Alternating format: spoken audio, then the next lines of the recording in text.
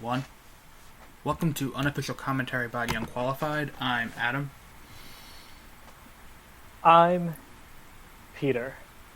I'm not going to cut you off. We're just here with an awkward silence. Like, that's going to happen one of these days. This is here with an awkward silence for like 10 minutes while we wait for you to do that. Do you know what comedy? Do you know what comedy is all about? Timing, I know. Timing. Oh, I was gonna say what? You ruined my joke. No, it still worked because you said it too late. I was trying to interrupt you, but then it messed up. Yep. So, as you may have noticed by the title, we are not going to be doing movie commentaries anymore for a number of reasons. Namely, when we were sitting in the same room, we couldn't have enough to talk about for the movies, let alone doing it 3 time zones apart with having to sync that up on top of it, and the issue going along with the Skype conference to get it all to work. So we decided, fuck it, we're not doing that anymore.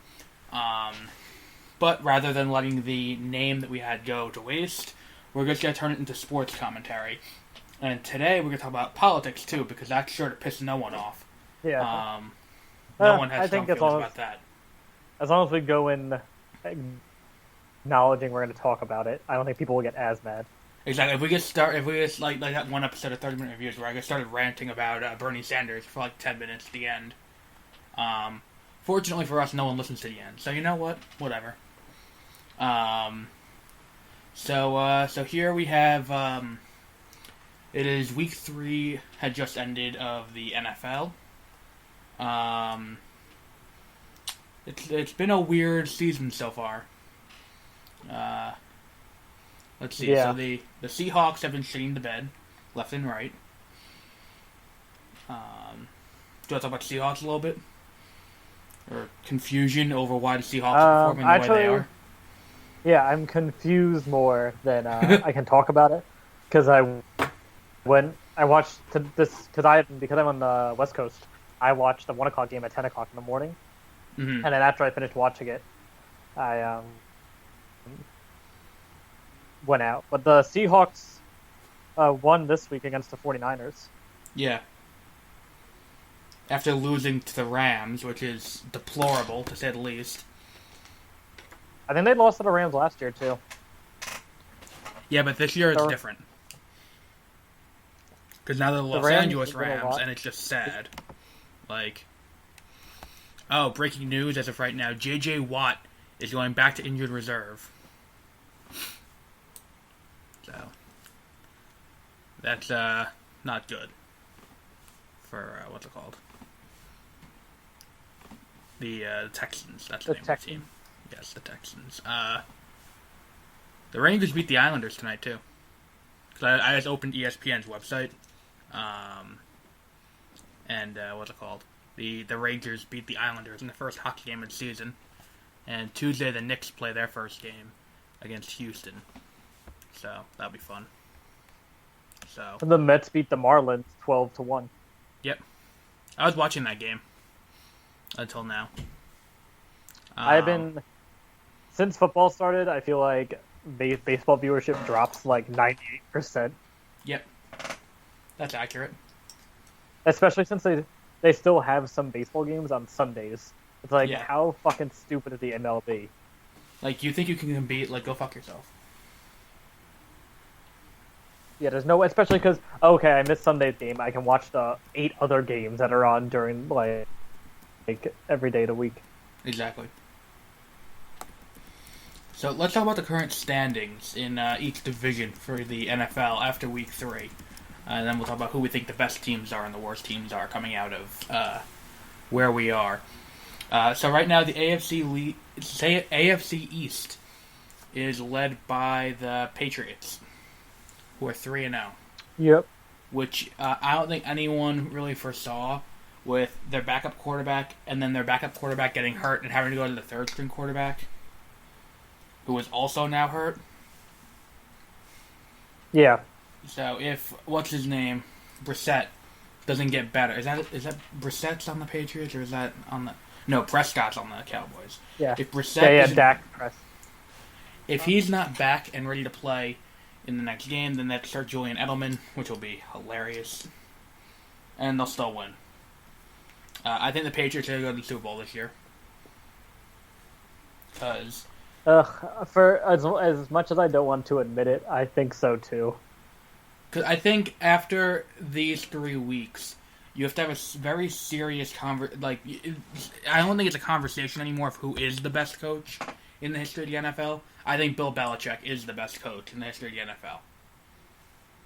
But he also has a giant asterisk next to his name for exactly. Well, yeah, multiple times he got caught cheating, and that he always looks like a homeless man. He over the course of this year so far, he's had to run 2 different offenses, one for Garoppolo and then one for Brissett. Every game has been a blowout so far, which they've played some weaker teams, but still, it's still impressive. Like to have your 3rd string quarterback still just destroy. Who was it they played? The Bills? No, the Bills didn't play them. I should have been more prepared. They played... You're the Trump of podcasts. Yeah. They played Houston, and they beat them 27-0 with their 3rd string quarterback. I'm afraid to see what New England can do when they have back Tom Brady. And maybe he'll be too depleted. And Gronkowski. Gronkowski's been out so far. I don't think he has played 1 game yet. They're missing 2 of their top players, and they're still destroying everyone. So I think they're going to win the AFC East. They're going to win the AFC, the top seed in the AFC, and I think they're going to go to the Super Bowl. I don't think there's an NFC team that can even beat them unless the Giants get there and they do their thing, which is a possibility. We'll get to that when we get to the NFC. The AFC North. Minnesota, Philadelphia, and Denver. Oh, no, that's Denver's AFC. Philadelphia and Minnesota. Isn't Baltimore? Baltimore's in the AFC North. I always thought Baltimore was in the NFC for some reason. Yeah, I don't know why. I don't know. With the AFC North, the Ravens are in first place, but then the Steelers are close second. The Steelers got demolished this weekend by the Eagles, who are also starting one of the best new quarterbacks in the league, Wentz, who is doing a tremendous job. I think... hopefully we'll soon all crash down around him. Oh, yeah. I was quick to write so they'll choke him. I was quick to write the Eagles off completely. In what's it called? When the season started, and they traded away Sam Bradford. I was very quick to completely write them off. The season's done, but the quarterback's just one part, and their defense is still as good as it was last year. Because if their defense wasn't that good, they wouldn't have held the Steelers to only 3 points. So I think that but as for I think the worst team in the league is in this division, the Cleveland Browns, who yeah. How must it feel to be a sports fan in Cleveland? I mean, you got the Cavaliers, and then you also have the Indians who just clinched their theirs, but you have the Browns too. Come on. Get your shit together, Cleveland. You knew you were in bad shape when you signed RG3 as your starting quarterback, and that's the last thing I'll say about that. AFC South is led by the Houston Texans, who are 2-1. That's another bad division. The Jaguars are 0-3, so they're going for their 0-16 again. That's their goal this year, I guess. Yeah, the Jaguars are not doing so hot. No, it's kind of sad. They never do good, though.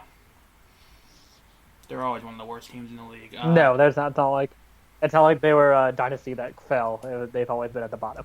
Exactly. So we have, I think the Texans took a big hit today with J.J. Watt going on to the injured reserve.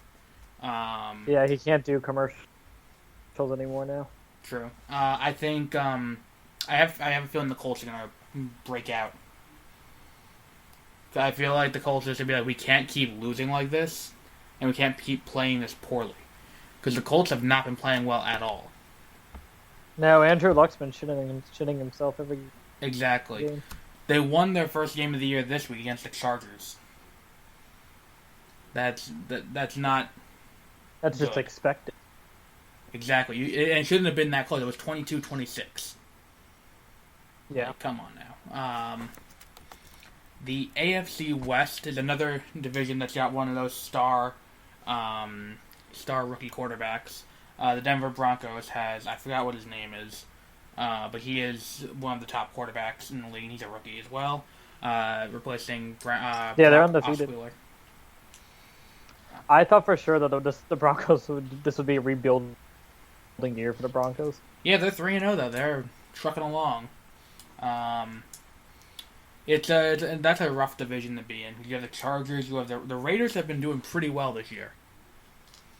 I don't think we should be writing the Raiders off completely. I think I even picked them on 30-minute reviews to be the AFC what's it called? The AFC representative in the Super Bowl. I'm not gonna go that far. I think it's because they very reactionary. It's because they stayed in Oakland. Right. They didn't flee to LA like the Rams. No. What's it called with the Raiders? I think they can make it to the playoffs. I don't think they're gonna have a deep playoff run. I think they'll make it. If not the division, well, they're not gonna win the division. I think they can get a wild card. Yeah. Then the NFC. The Eagles are in first place in the NFC East with a 3-0 record. Giants and Cowboys are tied 2-1, and the Redskins are 1-2 in dead last place, getting their first weekend this weekend. Getting their first win. The this Giants weekend. Should be 3-0. Yeah, I don't understand what happened. Everything. Like, how do you shit the bed that badly? That was horrible. Like, Odell Beckham Jr. is not worth the trouble he brings to the team. If he spent more time catching actual passes and not doing one-handed catches in practice, then maybe they'd be doing better. And then the guy that I forget what it was. Was it? It might have been. I don't think it was. It might have been on Sportsmanlike Conduct when they had to replay that one amazing play because that one guy fucked everything up. I didn't see. I saw on a what's it called? I saw on Come On Man last night. They showed with the guy who grabbed. I think it was either Sterling Shepard or Beckham from behind and like carried him away from his spot where he was trying to catch the ball, and there was no pass interference call. I did not see that. Like he jumped. Wow. Like there was one. The guy on the Giants jumped up, and then went to catch the ball. The guy, what's it called? Before he could the ball was there. The guy on the Redskins grabbed his legs and just held him up in the air. Like, how is that not a pass interference penalty? Like, oh my god, there was so many things, and then the interception at the end. Well, that's just Eli being Eli. Like, I fault Eli for it, but if someone told you Eli's going to throw an interception at the end of this game and lose the game, does that shock you at all? Yeah, but it was the fourth quarter, and that's when he needed a rally. Like, that's his thing. No, his thing is becoming varied over the years. He's that's like the commentators, like at the beginning of that drive, they're like, "This is what every team in the NFL fears the most." Eli Manning needing to do something in the last minute of the fourth quarter, and then he should have fell. Yeah. Which at a time that quote was very. It was like, no matter what was going to happen, he would pull through in the fourth quarter. Right. And then week 2, a lot of people wrote off the Giants in their power rankings after week 2. Did you know that? I did not know that. Because how they did not do as well on paper against the Saints as everyone expected them to. People were not acknowledging the fact that, like, they said the Giants did not play a good game. They got lucky to win. They were lucky to win because they got 3 consecutive fumbles, and they they just couldn't close on getting points. They would get to the end zone, and then something would happen, and they wouldn't get any points. The game should have been like 30-0 at halftime, 30-3 at halftime, and it shouldn't have come down to the end like it did. You can't say that a team struggled to play if they put up 400 passing yards. Oh, I now remember the play I'm talking about. What play? Oh, okay. Okay. The Redskins were punting the ball, and the Giants blocked the punt, and then as it was going towards, it would have been the Redskins end zone. So like one of the Redskins players batted the ball out of bounds. So that was like at the 20, and then that's like, I think it's a 5 or 10 yard penalty. So the Giants would have started their drive at the 10-yard line, like in the red zone. But then this fucking retard named hold on. Odell Beckham Jr. And no, Andrew Adams got a fucking unsportsmanlike conduct because he tackled someone after the play was over, and then because it wasn't offset by the guy batting the ball out of bounds, they just redid the punt. That's really dumb. Yeah, and he definitely is just fired now because this was his first NFL game, and they just brought him off the practice squad for this game. So I'm really hoping that was the end of his football career. Yeah, he'll never play professional. I don't think Ben McAdoo would keep him on after that. I think what's it called? It'll tell you about the cry, so I'm happy about that. And then they cut to Ben McAdoo, and you could read his lips, and he just said, "Who the fuck was that?" So yeah, that guy. I hope he's done. He's dead. He's not. They didn't even just fire him. They just executed him. That made me more angry than Eli's interception. Because if you just if you just aren't an idiot and just play the football by the rules, then that wouldn't have happened. And again, it comes down to one other thing: it shouldn't be coming down to a drive because you're down. You were up 22-9 at halftime. Yeah, exactly. It shouldn't have come down to a drive where they're now up 26-22. You should have put up any amount of points in the last quarter. Yes. Or the last half. What was going on there? They just completely shut down. If they get a lead, the Giants are shut down. And it's the same problem they had last year. It's just this year they're, they're 2-1 instead of last year where they just completely shit the bed any opportunity they got. That said, I think the reason why all of these young rookie quarterbacks, the other thing I talk about the NFC East, because you have both the Cowboys with Dak Prescott, who's doing a tremendous job, and what's his name over in Philadelphia, both of whom are doing great in their first year. You have to talk about the rookie situation, and I think the reason why these teams haven't been able to beat these rookies yet is because there hasn't been enough film on them in an NFL setting. Yeah, that could be it, because watching college football film is so they can't really base it off of what's going to happen in their NFL games. So by the time the Giants come around to actually play the Eagles, whatever week that's going to be, then it's going to be a whole different animal. If they had to play them now. If they had to play the Eagles now, they'd lose. I think the Giants would lose to the Eagles if they played them week 4. But when they do play them, I don't know what week they actually do play the Eagles. The Giants will win that game because they'll have the ability to see what the hell this guy does. The Giants have a rough 2 weeks coming up. They got back-to-back Vikings and Green Bay back-to-back. The Vikings are doing very well this year, too. With Sam Bradford. which I don't think anyone saw coming. Week 6, they play Baltimore. Okay, that's an easier game. That's good. They can't. They said Baltimore is 3 now. Yeah, but I don't think Baltimore's going to hold on to that. Week 7. Then there's LA Rams. That's gonna be a fun one. Oh, they're playing in London that day. No, that's fun. Oh, cool. Then I can wake up even earlier. It will be like 7 o'clock in the morning for me or something like that. Week 8, we have the battle of the what's it called? The new quarterbacks. We have Dallas and Philadelphia. Week 9, and that's the Giants' bye is week 8.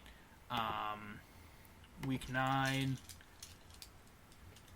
That's when they play the Eagles. Finally, they play the Eagles on November 6th at 1 o'clock in MetLife Stadium.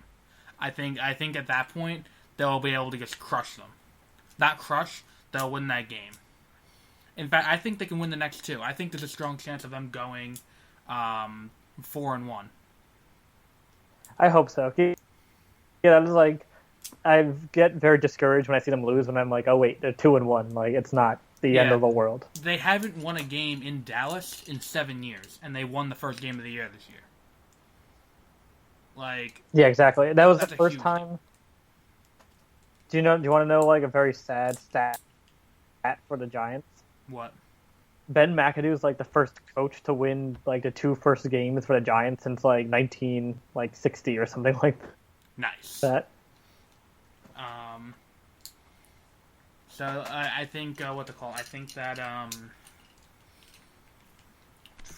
I think the Giants are gonna win the division. I don't think they're gonna come in last if they don't win the division. I think they're gonna pull a wild card. I think the Giants are definitely making the playoffs this year, though. I know we said that last year. I really hope so. I know we said that last year, but this year I think it's a little bit more concrete that there's a genuine possibility of that happening. Because I think their hardest challenge, getting to, and the thing is too, if they get to the Super Bowl, if there's one thing Bill Belichick has as his kryptonite, it's the Giants' defense. So that'd be a fun game to watch. Come on, 3.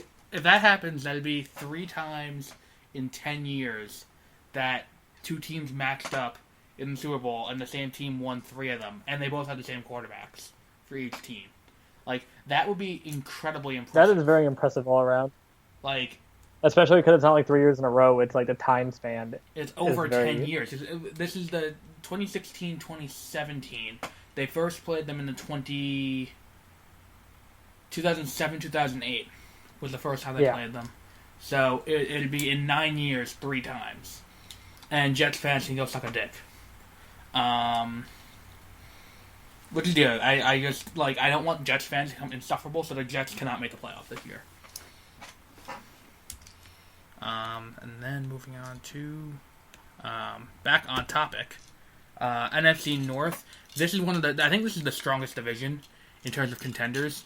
I know the Lions haven't been doing great so far, but they have Matthew Stafford at the helm, so they could pull out.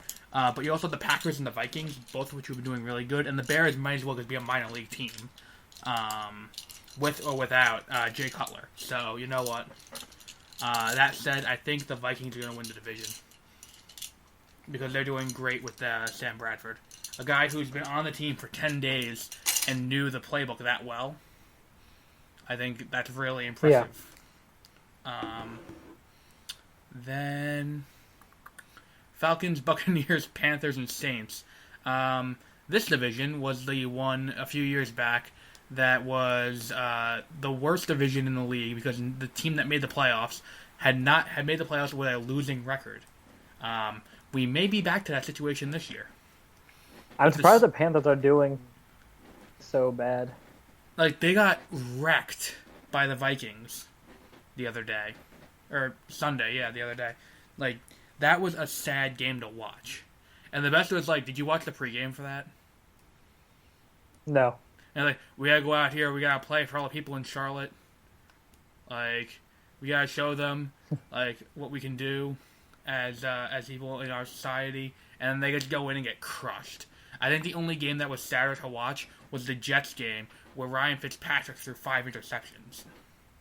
Like, he made Mark Sanchez look like an elite quarterback, and that takes a lot of skill. Like, to be that bad and make Mark Sanchez look good, like, that takes a lot. But the Jets did score as many points as Pittsburgh did. So, who really won that game? But I think, in the race to the bottom, I think the Saints will come back, and take it, because Drew Brees has something to prove. And once Drew Brees takes his head out of his ass. That old breed of quarterback, along with like Eli Manning, Drew Brees, Tom Brady, Tony Romo. Yeah, I would put Jay Cutler. What's his name? Aaron Rodgers in there too. Ben Roethlisberger. Yes, the rapist. Yep. I think this is going to be the last hurrah, though, for that era of quarterback. This year and next year is going to be the end of that. Especially if it comes down to Giants, Patriots, and Super Bowl again, which I think is a genuine possibility happening. Then the NFC West. The Rams are in first place, tied with the Seahawks, who now have lost Russell Wilson for a week. The Cardinals and the 49ers are the other teams here. As much as I'd like the story of the Rams winning the division in their first year back to Los Angeles, I don't foresee this bubble they're in and doing very well lasting much longer than like next week. Yeah, I would personally.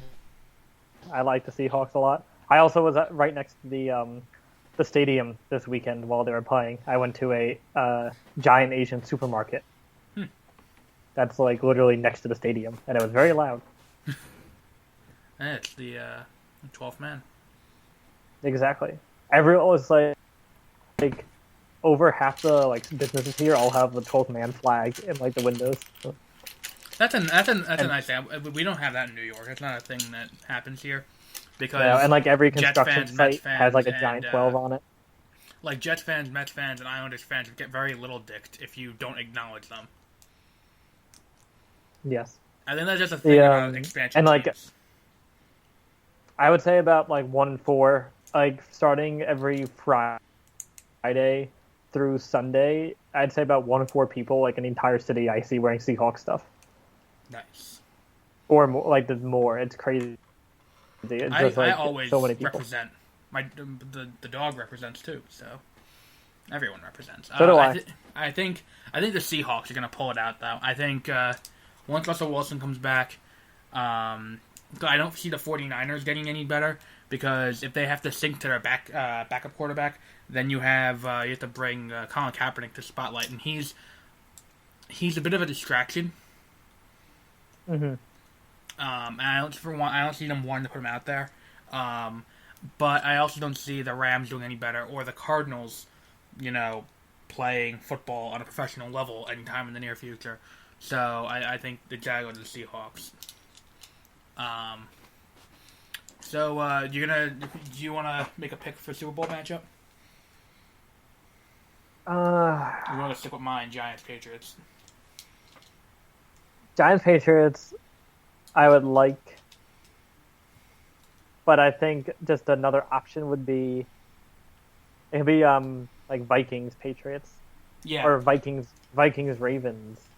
I don't think it's going to be the Ravens. I don't think there's any team in the AFC. I think if you were to go this week and attempt to make a bet and say the Patriots are going to make Super Bowl this year, I don't think any bookie is going to let you do that, because they're like, yeah, who else in the AFC is going to do that?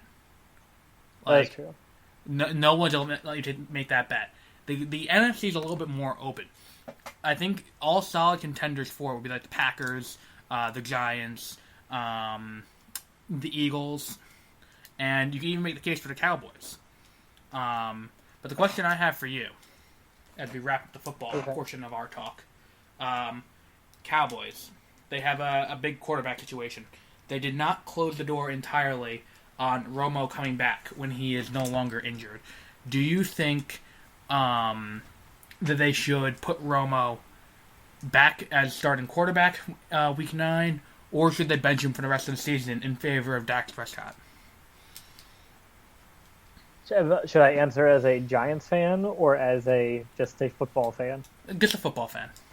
Okay, just for playing good football, I think they would. Well, I think they should keep playing Dax Prescott because I don't think Tony Romo can play that well anymore, and he'll probably get hurt again anyway. But as a Giants fan, I hope they put Tony Romo back in because I don't think he can play that well, and he'll probably break his collarbone again. Exactly. I think Tony Romo is too injury prone. Where this is his last. I think this is like what Tony Romo played in the preseason should be his end. That should be his end of his career. But I also think they are going to put him back in because they're going to be like, we're from Texas, we're about honor or something like that. It's Texas, not Japan. Like I think what's it called? I heard Tony Romo's gonna Harry carry in the middle of the field. I think it depends on how well. Who are they playing this week? The Cowboys. That's gonna be what settles this question. Is depending on who they play this week and how well he does this week. The Cowboys are playing San Francisco. If the Cowboys win this game and they go 3-1, I mean, to be fair, I think they should.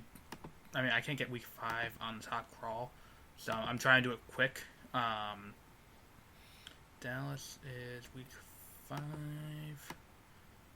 You can buy Lions tickets for $30, or Tampa Bay tickets for $28. Okay, if they get to week 6, when they play Cincinnati, if they beat Cincinnati, Dak Prescott is their quarterback. Tony Romo's not going to get a chance if they win that game. And that's what I think. It's going to be contingent on that game, and he's going to, what's it called? And that's going to make or break his career with the Cowboys. And to be honest, I could see the Cowboys keeping him on as a backup, because I think Tony Romo, even if he comes back at full strength and doesn't get hurt for the rest of the year, he's got maybe 2 years left. Yeah. Because he's a ticking time bomb as a player. Bring him on as staff. Let's move on to baseball. As we get into the playoffs, this year's been a rough one as a Yankee fan, to say the least. You know what? They finished over 500. What's that jingling? What? Oh, I have these little Legos that I've been fooling around with.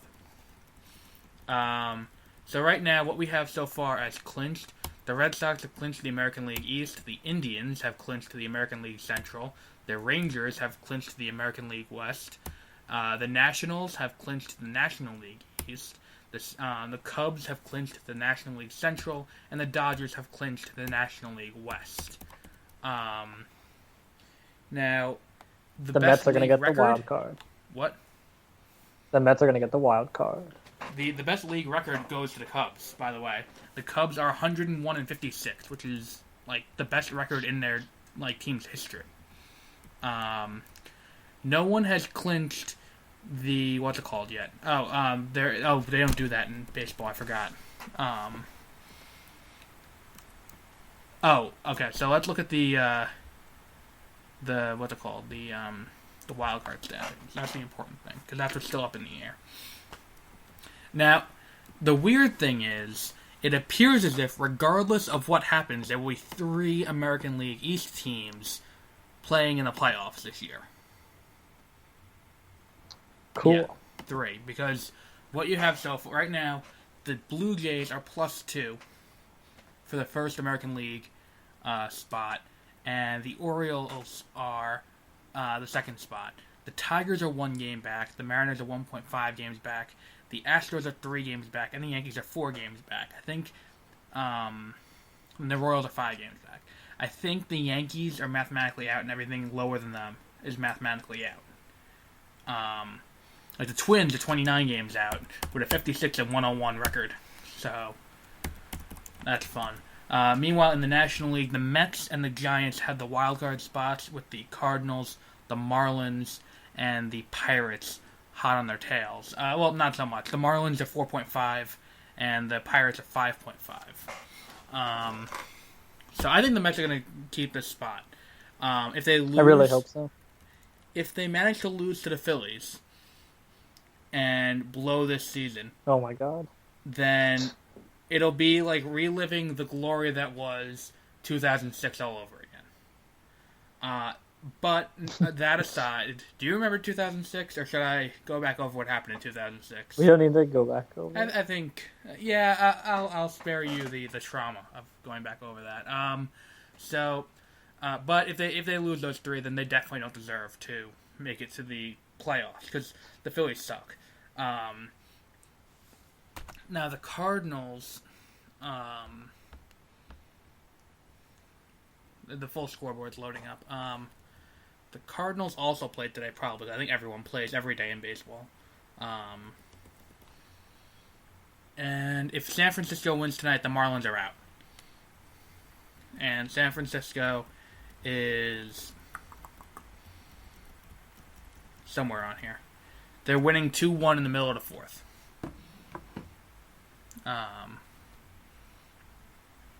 So that's probably going to eliminate the Marlins. And so do you think... I think the Mets are going to take it. Do you think the Mets are going to take it too? Yeah, I think so. Not just as a Met fan. Well, you're a Met fan. I'm a Yankee fan. I am. It's been paying off for 2 years. Yeah, exactly. Like, there's also the Seattle Mariners. They might move up. Seattle Mariners are 2 games back of the American League wild card. They're my American League team. They are currently playing. They lost to Houston tonight, which was not good for them because Houston is directly behind them. Yeah. So yeah, that's not good. If the Yankees can still make it, I think it's just very unlikely. It has the perfect things all have to happen. Exactly. It's like what's the phrase? Their fate is out of their hands. Yeah. That's what it is right now. So I think that's really all we'll talk about until the postseason actually happens and they get to those dumb tiebreaker games. So that'll be like a week or two from now. So let's take a look. Let's look at the Vegas odds and then we'll talk about the debate. I think my favorite baseball team name what is the LA Angels because it's the Angels. Oh yeah. All right, so what I found for odds to win the 2016-2017 Super Bowl that takes place on the 5th of February of next year. The Cleveland Browns, if you want to put $1 down, or put $10 on the Cleveland Browns to your local bookie, because I say at 1,000-to-1 odds, why the fuck not? Yeah, that's just kind of like it's better odds than winning the lottery. Exactly. Like, you know what? Worst case scenario, you're out $10. I'll take it. But then 500-to-1 Bears, and then the top to win the Super Bowl is the Patriots with 18-5. And then Packers, Steelers, Broncos, Seahawks, Vikings, Cardinals, Panthers, Cowboys, Giants. Giants are 22-1, tied with the Cowboys and the Eagles. So 3 NFC East teams are tied at 22-1 odds to win the Super Bowl, according to Vegas Insider. The Giants have 10-1 odds to win the NFC Championship. So that's I think the Giants are pretty good. Are pretty good on that. Look at MLB quick, and then I'll see if I can find the Vegas odds on what's it called, the presidency, because that does exist. Cool. Did you know that? Like, there's like a Vegas odds thing for the presidency. I did not know that. Yeah. Futures. Where are the futures on here? MLB. Okay, I'll try and find this. But Let's see if we can find odds of presidency after last night's debate. Vegas odds president. Let's. So, what did you think of the debate last night? I enjoyed it. I didn't. I like politics a lot. I try to follow it. I follow it even when there's no presidential election going on, because if you actually care about what you want to do, what you want your government to do for you, you should not just vote in the presidential elections. You should vote for your congressman, because they'll actually help you. The president's not going to help you really. But I think it was good for Hillary, for it in a way, because she seemed a little bit she got to make some jokes, and she was a little bit more personable, I think, where she doesn't really make that many TV appearances compared to Trump being all over the media. So I think that's good. I think it showed how little dick Trump is, where at the beginning he was good, but then the second she started making comments about his business practices or anything else, he just threw out whatever he was going to say and just spent the entire time telling these weird stories about him having conversations with Sean Hannity about the Iraq war, and then making shit up and just defending himself and then still lying about his taxes, because there's no rule against releasing your taxes if you're being audited. I'm pretty sure he lied about that financial statement he submitted to the press, because he's just I made $694 million last year, but then there's rumors that that's how much debt he's in, because he takes out so many loans. Right. I think it showed that Trump actually has no plans for anything, because when Hillary was talking about how she has her website set up for all that, and you can look at her plan for for ISIS. He was like, "Why are you going to tell them your plan? No one knows my plan." Yeah, he doesn't know his plan. And then his economic plan is literally trickle down economics, which is doesn't that was, oh my god, that was when he was just my plan will bring back millions of jobs, and then Lester Holt was just how would your plan going to bring back millions of jobs? He's because I'm going to cut taxes for the businesses, and then all the jobs will come back. And then they're but what about the jobs that already left? And they're he's just well, they'll come back. It's just so dumb. The one thing that no one really addresses with that is what it was that sent the job. Actually, you know what? Before we do that, I found the futures odds for baseball. The Cubs are at 11-5 odds. The Red Sox are 11-2. The Nationals are 13-2. And the Mets are 20-1. The Yankees are not even on the list anymore, which means they're mathematically eliminated. Which answers our question. Where Vegas is putting Trump and Hillary, Hillary is 72-28, Hillary 72. 72% chance of winning the presidency. So that's where we stand after the debate last night. That's much higher than I thought it would be. Yeah, I didn't think that the discrepancy would be that big. But what no one's really addressing with that is that it's not... The issue is you can cut taxes all you want. The overhead in the United States is still so much more to run a plant here. Because it costs more for the workers. Because of unions and stuff like that. We got to pay them more. Which is why they all go overseas. The amount of tax that you need to give them to make them come back is almost not worth it. So how much tax money you lose. Yeah, exactly. They're and with Hillary's plan, it would cost the country a lot of money, but at the same time, I feel that's the best way to do it. Is to the best way to make new jobs wouldn't be just to bring back factories and make more factory workers. It would be to build up the infrastructure within the country and force clean energy to make more jobs to support clean energy. Yeah. Which I think is the best way to go. Who cares if we have more debt? What's going to happen? No one, it's a country. Exactly. Who cares? It's trying to come knock on our door hey, we're here to repossess that power plant you built. When Trump was trying to make it sound like a business, a country is not a business. Every country's in debt. Who gives a shit? No business has ever gone to $20 trillion dollars in debt, and then you're like, don't worry, I can bring it back. Like that, you can't think of it that way. Exactly. And that was when his foreign policy, where he's just like, I'm going to rewrite all the treaties, so all other countries have to pay us for our services. And it's you don't understand that's not how it works, right? Yeah, like you don't They're get bilateral into it. contracts. You don't get into it so you can charge other countries. You do it because as as a major world power, like that we're supposed to be like the protectors of smaller countries. That's just something we're supposed to do for other countries. We're not supposed to do it to try to make them pay us. Exactly. Then it's just a mob.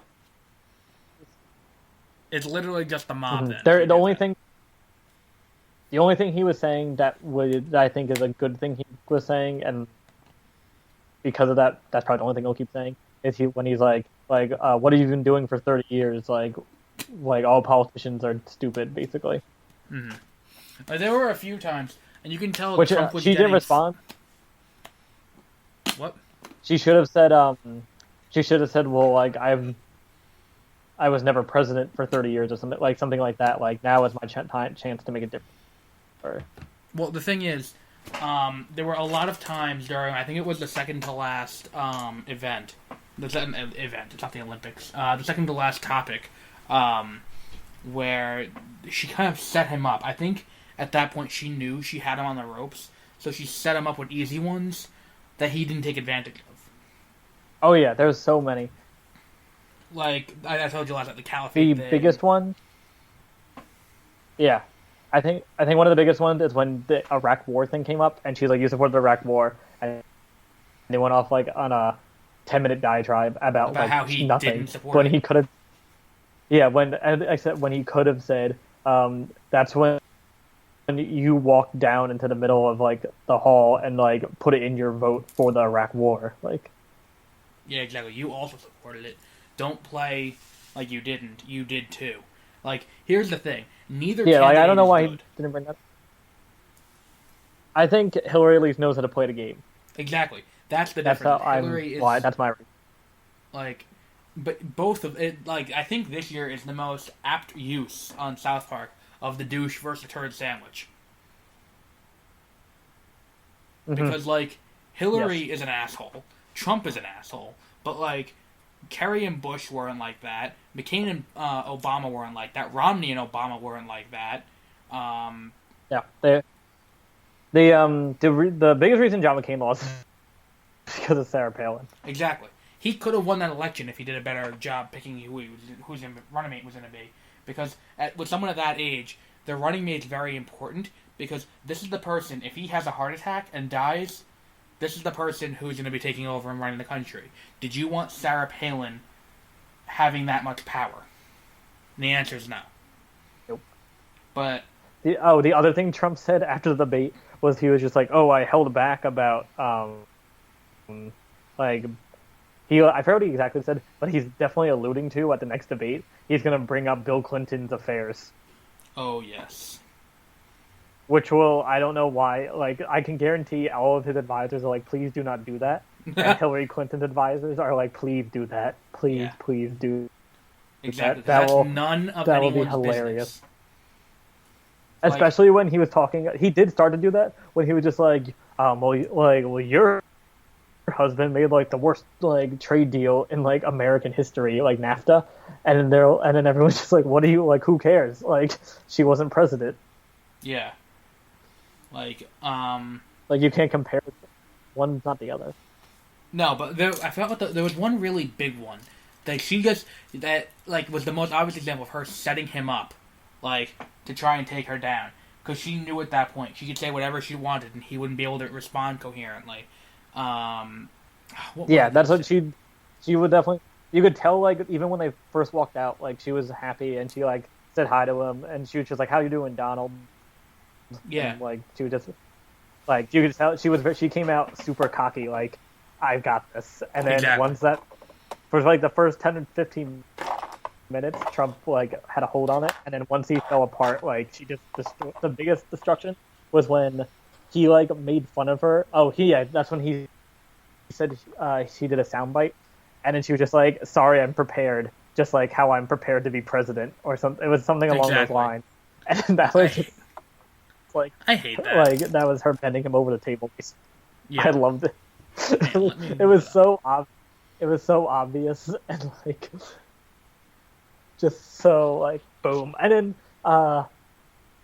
at the end, it was good when she brought up him calling a Miss Universe winner Miss Piggy and Miss House Cleaner because she's Hispanic, and then him not denying it. And then today on Fox and Friends, him defending his statements of calling her that. Yes. That's... Because he was like, well, she was Miss Universe, and she like gained so much weight, and she was like the worst Miss Universe we ever had. Who cares? It's oh my god. Oh, and that then was it. I was watching. I found it. It was the What was trade. it? It was the deal to get out of Iraq.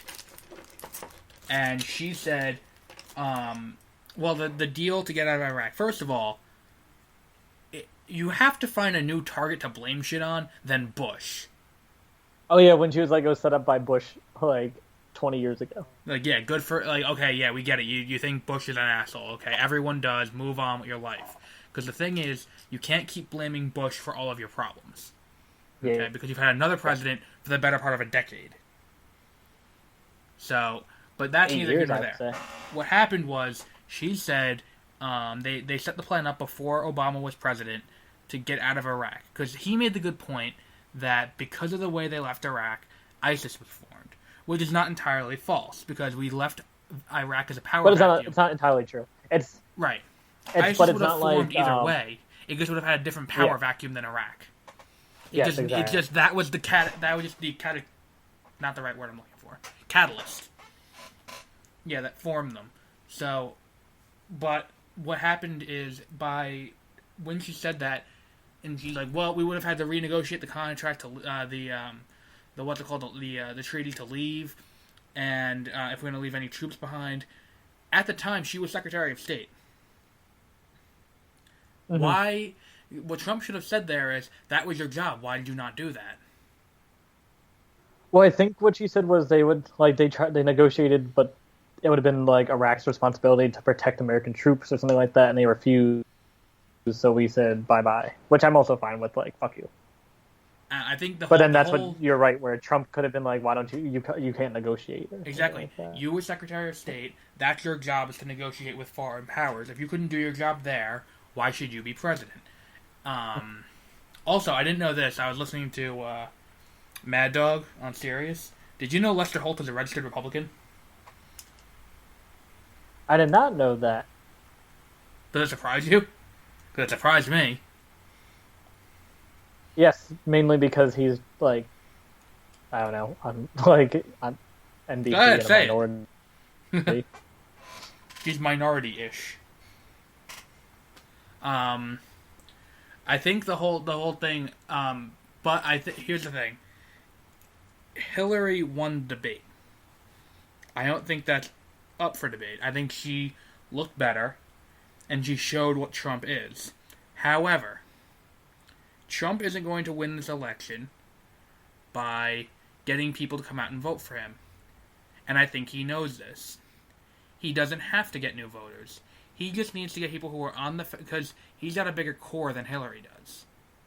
What he's trying to do is make this election about whose core is bigger. So what he's got to do to win the election is get people who are on the fence about Hillary as a candidate, instead of either sit out the election entirely and not vote for her because they don't want to, endorse whatever her thing is, or he has to get people to vote for a third-party candidate and explore other options. And that's why I think Trump won to an extent last night. Because I don't think Hillary gained any candidates, because the undecided voter who wants to know who they should vote for wants to know how this election is going to impact them, and them specifically. Last night was almost 2 hours of name-calling. Back and forth. Yeah. Where Hillary should have tried to stay on topic. If she stayed on topic, she would have hands down won the debate. But because she sunk down to his level, that's why you can't say she outright won. And Trump did score a slight victory over her. I'm not saying on CNN they have like the room of undecided voters, and it was 20 people, Mm-hmm. and then at the end 18 of them said Hillary won, and 2 of them said Trump won.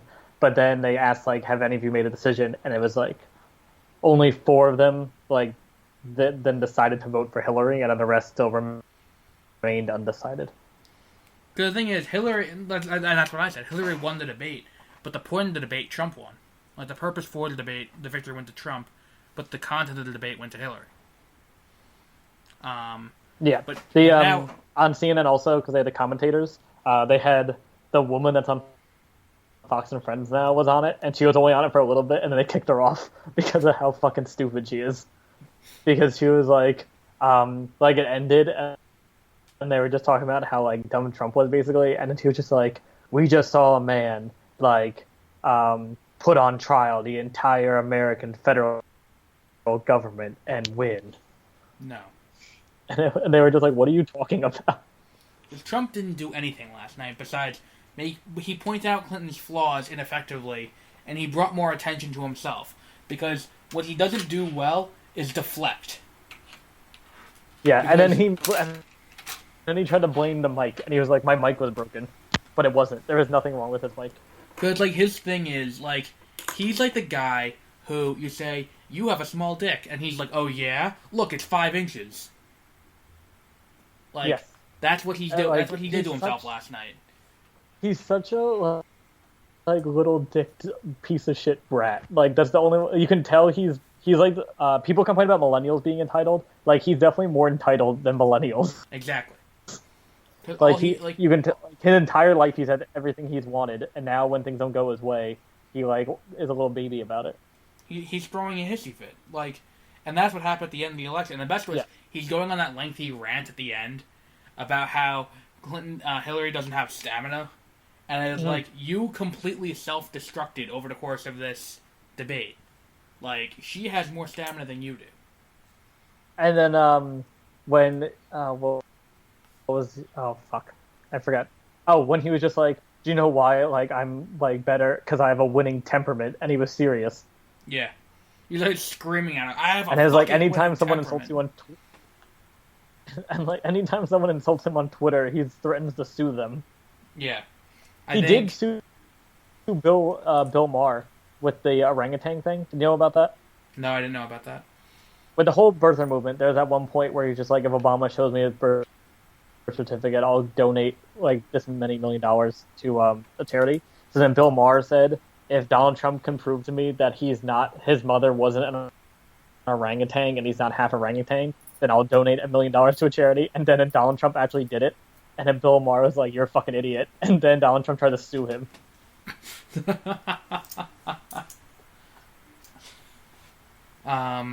And that was the other thing. I think bringing up the birther thing was weird. I have no idea why they're doing that, because every time he does it, like, it doesn't matter if it's Fox News, it doesn't matter what news network it is, every single news network is like, Trump is like lying, everyone, just to let everyone know like he's making this up. Yeah, exactly. Like it was ridiculous how at one point he ended up debating Lester Holt over whether or not he still believed that Trump was not Obama was from Kenya or born in Kenya. And it definitely people are like it's not racist, but it definitely has racial undertones in what he's doing, where he's trying to say he's from Kenya, and then even after he produces the birth certificate, he tried to say it was a fake birth certificate for another 5 years. Exactly. Like back in in 2008, I wasn't too big into what caused the birther movement, because again, I was in 8th grade, I didn't quite look into that stupidity, because it's just that, it's stupidity. But then he gave his birth certificate up, and I was like, okay, that's over. I always thought there was a valid concern that Obama wasn't actually born in the United States. Or something like that. I did not. Because I just knew he was white. I thought it was... Because the way they were talking about it on the news made it sound like it was a valid concern people had. But then, like, this time, you had Cruz, who was second place for the Republican Party, who was literally born in Canada and open about that fact. But he can't run for president because he's not a natural-born American. But he was doing it anyway, and no one said anything. Exactly. Like, I'm surprised Trump didn't bring that up in the debate. It's like, you're not even fucking American. Get out. I'm deport you first. Yeah, and and then when he was like Clinton's campaign manager hired like an investigator to go to Kenya to try to dig up the documents or something, and he was just like, I watched it on Wolf Blitzer. And then when I was watching the CNN show, because CNN, they're like, we have the clip from the Wolf Blitzer show, let's watch. And it's literally like this actual story where she's like, oh yeah, we had a Clinton staffer from like middle of nowhere that like forwarded an email that we should question like how American Obama is or something like that, and then that staffer got fired. And they're like, and then that was it. Yeah, it's that whole debate was a shit show. Like, debate number 2 is coming up. I think that's gonna be when we do our next episode. It'll be right after that debate. Okay. We might even do it immediately my favorite, post-debate tweet was from this one comedian. I feel bad because I forget what his name is. But he was like, he's not fat, but he was just like, as a 400-pound blogger, this was my 9/11. The best was what's it called? At one point, the on Reddit I saw it. There's a subreddit called Not the Onion, and it's usually actual headlines, but the one that was sticky at the top was what was it called? 83% of viewers tuning into the debate are just watching it in hopes the roof collapses. And then, like, the other thing I know, this is something they talked about on some show on FS1 today. The ratings in New York for the debate were 55. Mm-hmm. I think it's 55 million. The ratings for the 2012 Super Bowl in New York were 46. Wow. So, this pulled more ratings than a Super Bowl where the Giants were playing in it in New York. Which, to be fair, it makes sense if you think about it. But yeah, like, I don't think it's gonna pull as many the next time because I think a lot of people our age tuned in because they thought it was gonna be like a lot really funny. Yeah, because they just watch sound bites of Trump being stupid. Exactly. So they expected a lot more from Trump's. So I think the next debate... I'm sorry, there's like apparently a helicopter flying next to my window. Okay, there it goes. There. I think the next debate will be less. I'm going to watch it still. I think that the thing I said going into it is I've never seen a Trump speech or anything like that. And I know that the majority of the American public has seen Trump speak for any length of time. They've only ever heard sound bites or seen his quotes in newspapers. This is the longest anyone's seen Trump speak for a large format that wasn't entirely scripted. You can like his speech. I also think Hillary should. What? Oh no, his speech at the RNC was entirely written in advance. But yes. It's what's it called? This is his first chance to see him go off the cuff, and I think there's also a slight possibility, minute but still slight, that this is a classic rope-a-dope. Like that he wants to win and Mike Pence win, or at the end he'll drop out at the last second and be like, I just fucked you all. No, I think what's going to happen I think there's a possibility that this time he overdid what everyone thinks of when they think of Trump. Because the thing that makes me think of that is he went to Mexico and talked about Mexico a few too many times, even for his standards. Like, he brought up Mexico too much in categories that had nothing to do with Mexico. And I think there's a possibility that this whole debate was set up for in his camp, where he would look as bad as possible. That Hillary would come in during the next debate, and then he looked good, and that would reflect well on him because he shows he's learning. And if he can look presidential in the next debate, I think his chances of winning will go up, maybe to 30 or 40. I don't think that's going to happen though, because he refuses to take criticism. Right. He's a narcissist. Like, he's a textbook narcissist. Definitely. That's the problem. And I don't trust him doing international policy. Well, yeah, other world leaders have said, like, the ones who ran, they were just like, what the fuck, America? Like, Angela Merkel was like, are you fucking kidding me? Yeah. Not in those exact words. I'm paraphrasing. Well, I figured that was an exact phrasing. But I also think, what's it called? Germany is one to shut their mouths because they have a pretty bad track record with leaders who completely fucked everything up. Like, I think they learned from their mistakes. Like, if there's anyone who should not be criticizing their political system of another country, it's Germany. Like, that's yeah. We're not the country that let Hitler go to power, so you know what? Fuck you. Like, Or start 2 world wars. Exactly. Like, World War I and World War II, this time it's personal, were both started by Germany. Like, go fuck yourself. So, yeah, I think this next... When is the next debate? It's at Washington State University. Wait, in where I am? Yep. Washington State University, the shithole. It is Sunday, October 9th.